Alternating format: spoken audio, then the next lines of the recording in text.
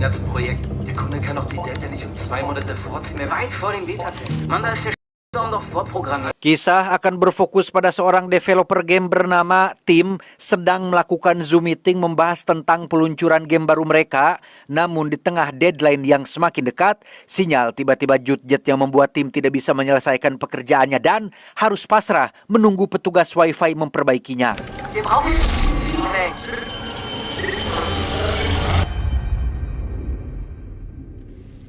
Ketika sedang menunggu itulah, Tim kembali teringat dengan bayangan masa lalu tentang dirinya dan sang istri saat mereka harus kehilangan anak pertama akibat mengalami keguguran. Bahkan karena hal itu jugalah hubungan mereka menjadi renggang dan saling menyalahkan satu sama lain, tapi tidak sampai menyeret keduanya ke jenjang perceraian.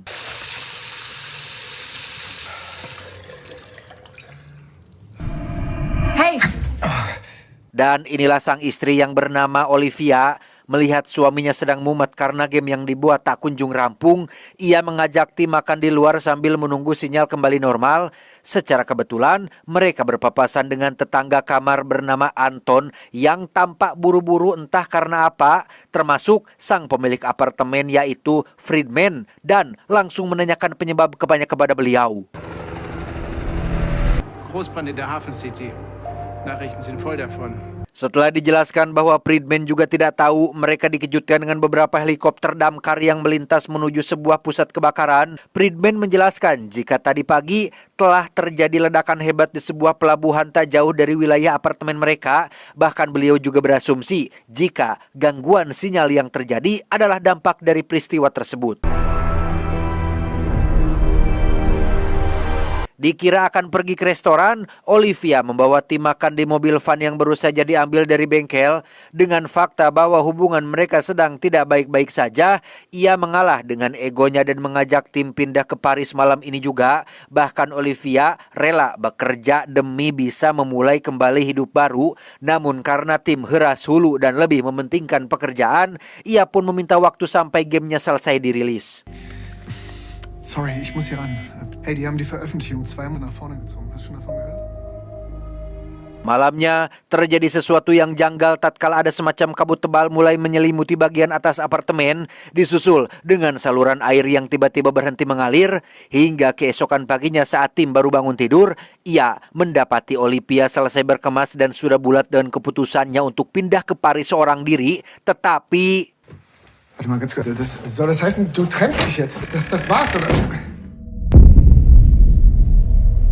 Ya, entah lelucon macam apa yang sedang terjadi. Pintu keluar yang tadinya normal kini sudah tertutup rapat oleh benda padat hitam seperti tumpukan batu bata dengan pola tidak teratur. Sempat memeriksa CCTV namun hanya menampilkan gambar gelap. Tim kembali dibuat terkejut saat mengetahui jika seluruh ruangan sudah tertutup tembok hitam yang entah benda apa itu.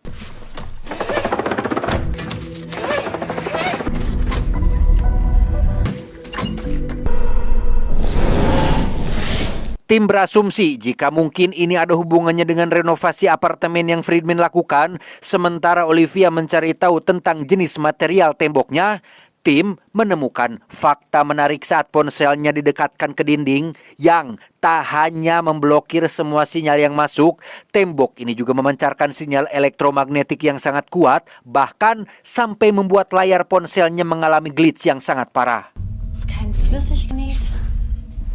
Was ist das für ein Material? Warum baut man so eine Wand? Penasaran dengan benda hitam pekat yang ada di hadapannya, Olivia mengambil sebuah bor dan mencoba untuk membobolnya, tetapi...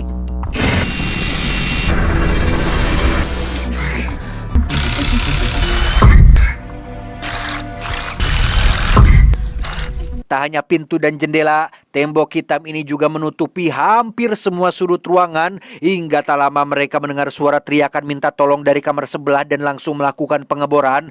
Beruntung, tembok hitam ini tidak sampai menutupi sekat pembatas kamarnya sehingga Olivia bisa membobol tembok dan berkomunikasi dengan tetangga yang lain. Hallo? Hey, Hi. hey. Ist alles okay bei euch? Ich tippe jetzt erstmal.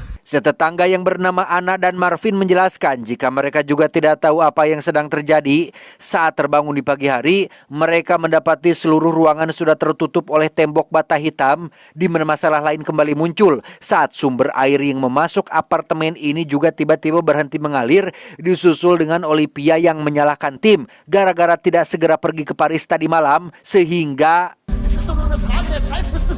Das komplett mit Bauplan verhüllt ist!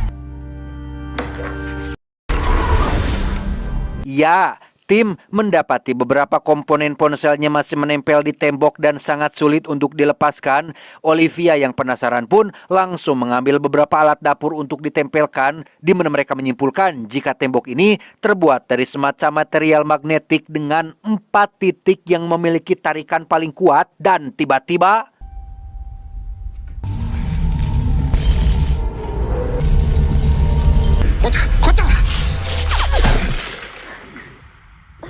ya, tembok itu langsung bereaksi saat ada besi yang menempel dan memantulkannya dengan gaya tekan sangat kuat. Beruntung tim keburu menyadari hal tersebut dan berhasil menyelamatkan Olivia. Namun, akibat kejadian barusan, ia harus mengalami luka akibat terkena beberapa serpihan tajam.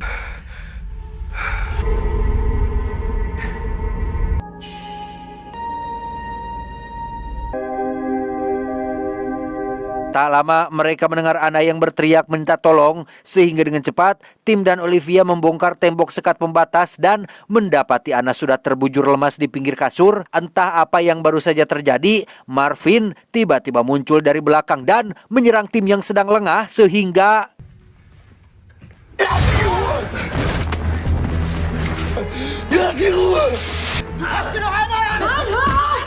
setelah dijelaskan bahwa Marvin tak sengaja menyerang Ana akibat pengaruh obat yang dikonsumsi, Olivia dan tim memutuskan untuk mengikatnya dengan selotip sampai pengaruh obatnya hilang. Sementara para ladies akan berjaga di ruang tamu, tim mulai menyusuri seluruh ruangan untuk mencari petunjuk atau benda lain yang bisa mereka gunakan untuk menghancurkan tembok hitamnya.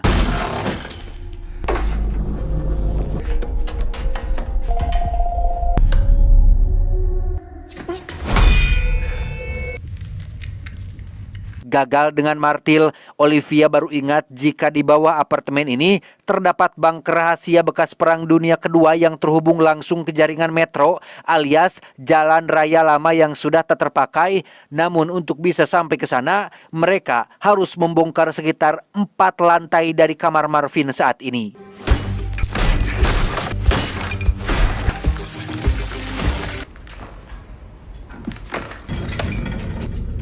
Verpiss dich wieder nach oben. Dan ya, tim dikejutkan oleh tuan kamar yang bernama Oswald dan cucunya yaitu Lea. Tim meminta maaf karena telah menghancurkan atap kamarnya. Hal itu terpaksa tim lakukan demi bisa pergi ke bunker rahasia yang ternyata Oswald juga sudah mengetahuinya. Sambil menunggu Marvin selesai membongkar, Lea bercerita jika tadi subuh saat dirinya pergi ke toilet, pintu dan jendela kamarnya terlihat masih normal-normal saja. Namun saat keluar, tembok hitam itu sudah menutupi semua sudut ruangan. Wir kommen hier raus. Es ging alles so schnell. Saat sedang menunggu itulah, tim tak sengaja menemukan detektor asap yang di dalamnya terdapat sebuah kamera kecil. Oswald menegaskan jika ia juga baru mengetahui hal itu dan Friedman lah orang yang sudah memasangnya. Sehingga tim langsung memeriksa semua detektor asap yang ada di apartemen dan mendapati semua alatnya sudah terpasang kamera.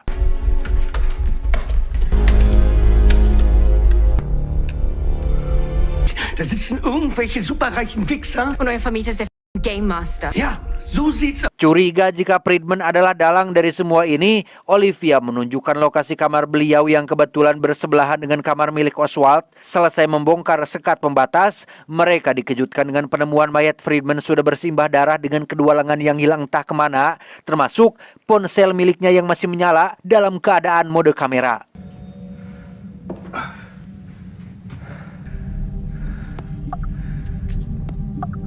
Entah apa yang Friedman lakukan dengan foto-foto tembok hitamnya, Marvin kembali melanjutkan pembongkaran dan berhasil masuk ke lantai bawah, yaitu kamarnya si Anton alias tetangga tim yang di awal film sempat saling sapa dengan mereka. Tak lama, muncullah seorang penghuni asing bernama Yuri yang mengaku sebagai sahabat dekat Anton dan sudah beberapa hari menginap di apartemen ini. Sag doch mal, was soll das mit der Decke? Das kapiere ich nicht.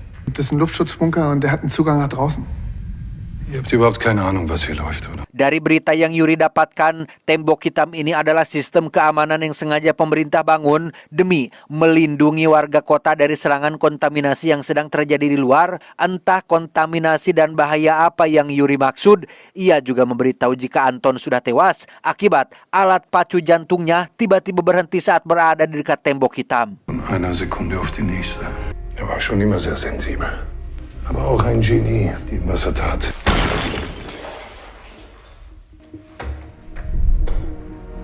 Dan inilah bunker yang dimaksud. Mereka pun bisa sedikit bernapas lega karena apa yang Olivia katakan tentang bunker ini ada benar adanya. Menggunakan martil yang sedari tadi mereka bawa, Olivia mulai menghancurkan besi gembok penghalang agar bisa secepatnya keluar dari sini. Tapi tebak, apa yang mereka temukan di luar?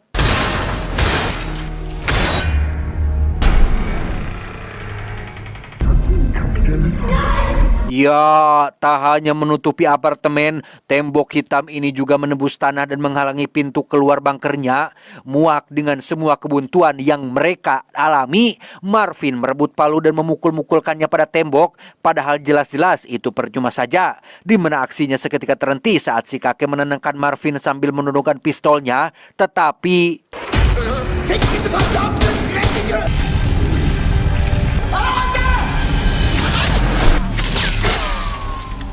Ya, tim lupa memberitahu jika tembok hitamnya dapat memantulkan segala jenis benda logam dengan daya pantul yang sangat kuat, sehingga si kakek yang tidak sempat menghindar pun tewas akibat satu peluru yang bersarang tepat di dadanya.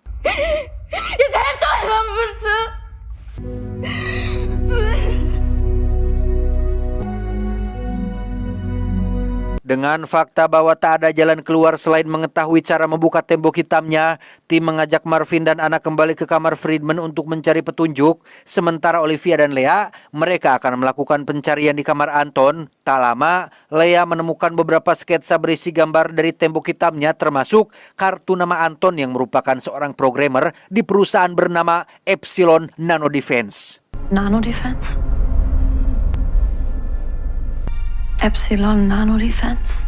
Er war ein Programmierer. Entah perusahaan bidang apa yang Anton geluti, namun dari tumpukan kertas berisi gambar polanya, mereka yakin jika Anton, Epsilon Nano Defense, dan tembok ini masih memiliki kesinambungan. Hal itu terbukti dari kode yang mereka temukan pada coretan milik Anton yang diyakini adalah sebuah kode untuk bisa membuka tembok hitamnya. Hast du ein Problem damit, Yuri? Dass hier eine tödliche Strahlung reinkommt, sobald ihr die Wand öffnet. Meski kodenya sudah ditemukan, tetap saja mereka tidak tahu cara menggunakannya. Sempat terfikir untuk mengorek petunjuk dari laptop dan ponsel milik Anton. Hal itu percuma saja karena semuanya sudah rusak entah karena apa. Di mana Yuri mengatakan jika saat sedang kejadian, Anton sengaja merusak ponsel dan laptopnya akibat depresi karena tak kunjung berhasil membuka temboknya.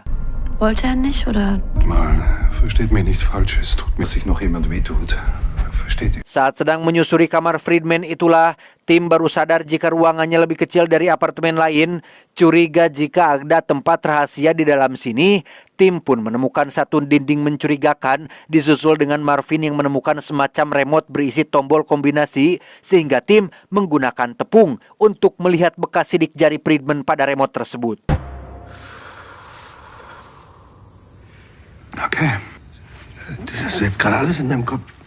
Berkat tepung yang tim gunakan, kini kemungkinan mereka memecahkan kode remote-nya akan semakin mudah. Sementara tim dan Marvin mulai mencoba beberapa kombinasi untuk membuka dindingnya, Ana akan menjemput yang lain dan memberitahukan temuannya ini. Namun karena Lea masih sibuk mencari petunjuk, ia pun akan segera menyusul belakangan.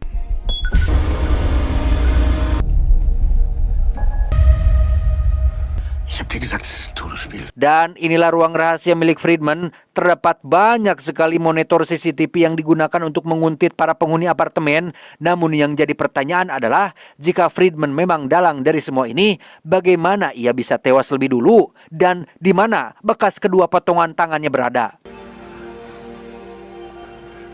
Klick da mal drauf. Dengan cepat tim memeriksa satu persatu rekaman untuk melihat bagaimana tembok hitam ini bisa muncul secara tiba-tiba dan menutup semua apartemen dalam waktu singkat, di mana tim akan sangat dibuat terkejut dengan teknologi canggih yang baru saja ia lihat, karena ternyata tembok hitam ini terbentuk dari jutaan partikel nanomagnetik yang menyatu seperti sebuah hologram dan membentuk tembok padat seperti yang mereka lihat saat ini.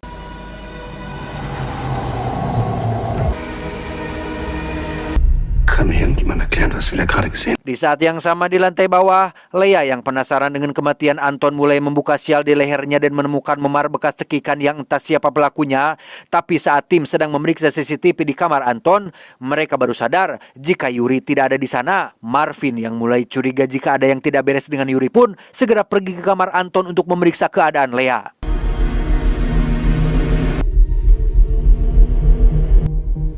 Juri! Was machst du da? Dan benar saja, Marvin mendapati Yuri sedang membakar semua sketsa Anton dan mencoba menghilangkan petunjuk, termasuk Lea yang kini sudah membujur kaku tak bernyawa. Yuri menjelaskan jika ia terpaksa membunuh Anton dan Lea bukan apa-apa. Yuri hanya berusaha melindungi yang tersisa di apartemen ini agar tidak berusaha keluar, karena ia yakin jika di luar sana sedang terjadi perang kimia yang membuat semua orang akan terkontaminasi racun mematikan. Dann sorge ich dafür, dass sie das auch tut. Bist du krank, Mann? Du hast sie umgebracht! Tepat sebelum kematiannya, Anton terlihat membawa ponsel dan memotret-motret tembok hitam menggunakan flash dan berhasil membukanya. Namun saat Anton akan pergi, muncullah Yuri yang mencegah dan langsung mencekiknya hingga tewas. Sadar jika saat ini Marvin dan Lea sedang dalam bahaya, mereka pun segera menyusul untuk menyelamatkannya.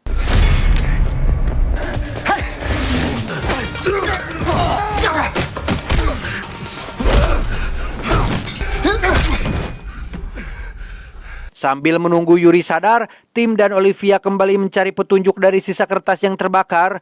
Tim cukup dibuat heran dengan Anton yang mengetahui kode pembukanya. Namun setelah mengecek kembali kartu nama Anton dan lokasi kantor Epsilon berada, tim baru ingat jika ledakan di pelabuhan pagi kemarin berada di lokasi yang sama dengan tempat Anton bekerja. Curiga jika tembok hitam ini adalah program buatan Epsilon, mereka pun langsung menanyakannya kepada si Yuri ini. Aufwachen, du Arsch. Haben die Wand gebaut? Ich weiß nur, dass es ein Verteidigungs... Dan benar saja, Epsilon Nano Defense sengaja membuat tembok hitam ini sebagai bentuk sistem pertahanan terhadap segala bentuk serangan seperti atom, senjata biologis, atau serangan kimia mematikan. Berbeda dengan Yuri yang meyakini bahwa saat ini di luar sedang terjadi peperangan, Anton justru menganggap jika ini adalah malfungsi sistem akibat dampak dari ledakan yang terjadi di pelabuhan, sehingga ketika Anton berhasil membukanya dan akan mengkonfirmasi langsung pada pihak perusahaan, Yuri yang sejak awal parnoan pun dengan tega membunuh Anton hanya demi keselamatannya sendiri. Aber du glaubst, es ist ein Ernstfall. Hey Leute, ich glaube, ich habe was gefunden. Untuk mengetahui kebenarannya, mereka kembali memeriksa CCTV saat Anton membuat sebuah program untuk ponsel dan pergi membuka temboknya. Melihat Anton memotret-motret dinding menggunakan flash kamera, tim menyimpulkan jika dalam tembok hitam itu terdapat sebuah kode optik yang bisa dibaca oleh sebuah ponsel atau semacam kode QR. Di sini juga galah, tim akhirnya sadar jika sebuah cahaya adalah sama-sama gelombang elektromagnetik yang akan memberikan reaksi pada tembok hitam tersebut. Wir brauchen sein Handy. Karena Yuri sudah merusak laptop dan ponsel milik Anton, tim yang pada dasarnya sama-sama seorang programmer pun mencoba untuk mengambil data dari ponsel Anton yang rusak dan menggunakan laptop milik Friedman untuk membuat ulang programnya ke dalam ponsel Anna dan kembali ke tembok hitam untuk melakukan pengujian.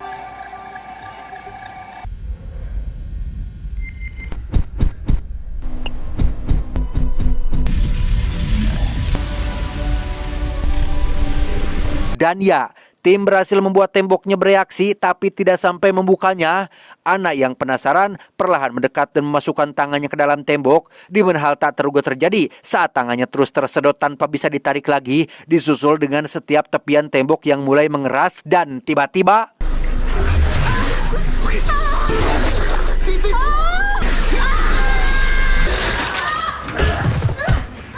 Ya, tubuh Anna terpotong menjadi dua akibat tersedot oleh tembok hitamnya, di mana Yuri hanya bisa tertawa karena mereka tidak mau mendengarkannya. Marvin yang kesal pun langsung menembaknya saat itu juga dan memutuskan bundir setelah sadar bahwa dirinya sudah tidak punya siapa-siapa lagi.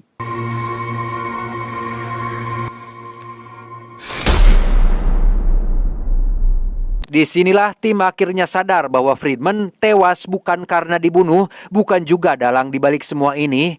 Tepat saat Anton berhasil membuka tembok hitam dan dibunuh oleh Yuri, Friedman melakukan hal yang sama dengan tim, yaitu mencoba membuat program melalui ponselnya. Namun karena salah menekan pola, tangannya harus tersedot dan tewas karena kehabisan darah.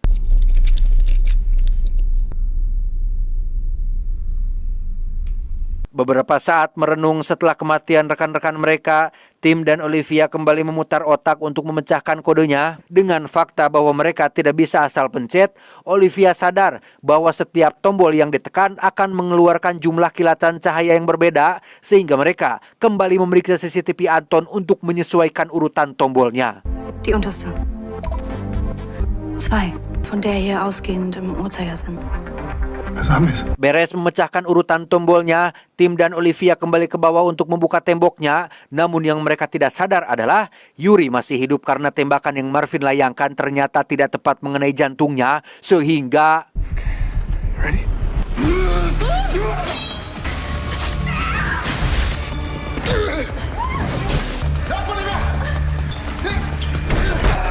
Beruntung mereka berhasil lolos dan segera bersembunyi di ruangan bunker. Sementara Olivia diminta untuk membuka temboknya, Tim akan berusaha menahan Yuri agar tidak bisa masuk. Namun hal itu tak berlangsung lama setelah Yuri berhasil membobol pintu dan kembali menghajar Tim sampai babak belur. Sie öffnet sich! Sie geht auf!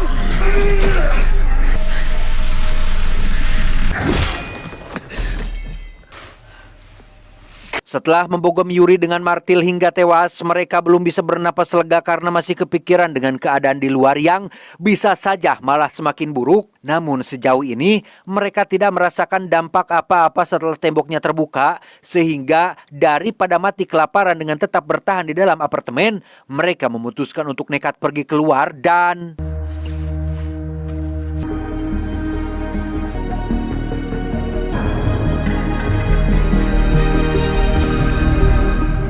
Ya, tidak ada perang nuklir, tidak ada serangan biologis, tidak ada gas kimia berbahaya. Yang ada hanya bangunan-bangunan yang sudah tertutup rapat oleh tembok hitam. Setelah memutar radio di dalam mobil, akhirnya terungkaplah bahwa peristiwa ini murni akibat kebakaran di Epsilon Nano Defense yang tak sengaja mengaktifkan pertahanan rahasia alias tembok hitam yang mengurung hampir semua kota di wilayah ini. Tamat, ending yang sangat mengsalahpahamkan. Pesan yang bisa kita ambil dari film ini adalah mulailah menantang asumsi Anda sendiri, karena asumsi Anda adalah jendela Anda di dunia. Gosok mereka sesekali atau cahayanya tidak akan masuk sama sekali. Saya John mewakili jajaran direksi IQ7 yang mengucapkan terima kasih dan sampai jumpa di video selanjutnya. Adios. Hahehoheng, hahehoheng.